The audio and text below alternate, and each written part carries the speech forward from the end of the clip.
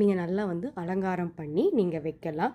நாங்கள் ஒவ்வொரு லக்ஷ்மிக்குமே நாங்கள் மஞ்சள் குங்குமம் வைப்போம். மஞ்சள் குங்குமத்தில் நீங்கள் என்ன பண்ணலான்னா, கொஞ்சம் சந்தனம், மஞ்சள், ரோஸ் வாட்டர், இந்த பன்னீர் தண்ணி ஊற்றி கலந்து வச்சா மொத்தம் சாமி ரூமும் ரொம்ப வாசமாக மணமாக இருக்கும்.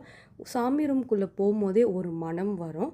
ஒரு சில பேர் வந்து பச்சை கற்பூரம்லாம் சேர்த்து வைப்பாங்க. இந்த ஜவ்வாதெல்லாம் வந்து தண்ணியில் போட்டு அதில் வந்து ரோஜா பூக்கள் போட்டு வைப்பாங்க. அது ரொம்ப விசேஷமானது. இங்கே பாருங்கள், இந்த மாதிரி தட்டில் சுற்றி மஞ்சள் குங்குமம் வச்சு நாங்கள் எப்படி வச்சுருக்கோம் வந்து பச்சரிசி, மஞ்சள், குங்குமம் போட்டு வச்சுருக்கோம். அதே மாதிரி அந்த விளக்குக்குள்ளே நெய் ஊற்றி ரூ. 5 காயின் இருந்தால் போட்டு வைங்க. அது ரொம்ப நல்லது. ஒரு சில பேர் கிராம்பு போடலாமா, ஏலக்காய் போடலாமா, அதெல்லாம் ஒன்றும் தேவையில்லை. உங்கள் கிட்ட இருக்கிற ரூ. 5 காயினோ அல்லது ரூ. 10 காயின் இருந்தாலும் போட்டு வைங்க. அதுவே போதுமானது. வெத்தலை இருந்தால் இந்த மாதிரி சுற்றி வெத்தலை வைங்க. ரொம்ப விசேஷமானதாகவும் இருக்கும். இந்த மாதிரி நல்லா வந்து சென்டரில் திரி